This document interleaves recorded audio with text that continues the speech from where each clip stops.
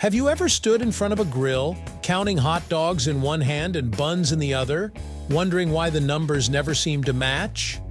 You buy one pack of hot dogs, one pack of buns, and somehow you're always left with extras. 2 lonely sausages, or 2 empty rolls with nothing to fill them. It happens so often that most of us just accept it as part of cooking out. But what if this little annoyance isn't an accident at all? What if it's the result of decisions made decades ago by factories, engineers, and business planners who never imagined they'd be confusing backyard cooks generations later? Today, we're uncovering the surprisingly deep story behind why hot dogs and buns refuse to line up. Right here, on History of Simple Things.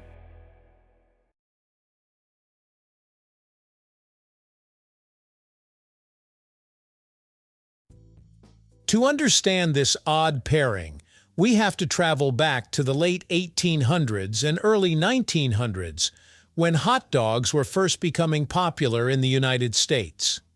German immigrants brought over sausages similar to frankfurters and wieners, which were already common in Europe. These sausages were originally sold by street vendors, especially at baseball games and fairs, where they were served in simple rolls to make them easier to eat while walking. At first, there were no standardized sizes. Vendors bought sausages in bulk and used whatever bread they could find. Over time, bakeries began producing longer rolls specifically designed for sausages, and meat companies started standardizing their products. But these two industries developed separately, each following its own rules, equipment, and traditions. And that separation is one of the main reasons the mismatch still exists today. The biggest reason hot dogs usually come in packs of 10 comes down to old-fashioned measurement systems. For much of the 20th century, meat processors sold hot dogs by weight, not by number. A standard hot dog was designed to weigh about 1.6 ounces, which is roughly 45 grams. If you multiply that by 10, you get 16 ounces, exactly 1 pound. And in the United States, selling meat in 1-pound packages was convenient, familiar, and easy for both stores and customers to understand. 1 pound of hot dogs felt like a reasonable amount for a family meal or small gathering. It also fit nicely into existing packaging machines and storage systems. Once manufacturers invested in equipment designed to produce and wrap 10 hot dogs per package, changing that system would have been expensive.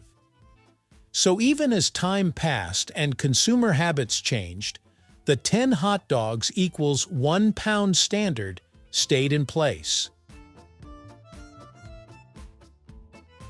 Hot dog buns follow a completely different logic. Bakeries don't think in pounds, they think in trays, ovens, and racks. Most commercial bread pans are designed to hold 8 buns at a time. This layout fits neatly inside industrial ovens and allows for even heat distribution during baking. When buns rise and bake, they also expand slightly, and arranging them in groups of 8 helps maintain consistent shape and size. After baking, these buns are cooled, sliced, and packaged in the same groups they were baked in. So instead of being based on weight, bun packaging is based on physical space and production efficiency. 8 buns per tray became the industry norm decades ago. And just like with hot dogs, once bakeries invested in large-scale equipment, changing it made little financial sense. At this point, you might be wondering, if everyone knows this mismatch is annoying, why hasn't the industry fixed it? The simple answer is money. Both meat companies and bakeries operate on extremely thin profit margins. Changing package sizes would mean redesigning machines, reworking supply chains, renegotiating contracts, and possibly increasing production costs. All of that would raise prices for consumers. And surprisingly, most customers have learned to live with the mismatch. People either buy extra packs, use leftover buns for sandwiches, or freeze extra hot dogs. Since sales haven't suffered significantly, companies have little incentive to change. In fact, some economists argue that the mismatch may even boost sales slightly because people often buy more than they originally planned. Over the years, some companies have tried to solve the problem. Certain brands have released packs of 8 hot dogs to match buns, while others have sold buns in packs of 10. There are even bun-length hot dogs designed to fit longer rolls. However, these products usually take up limited shelf space and tend to cost more. When customers see a higher price for what feels like the same thing, many simply go back to the cheaper standard option.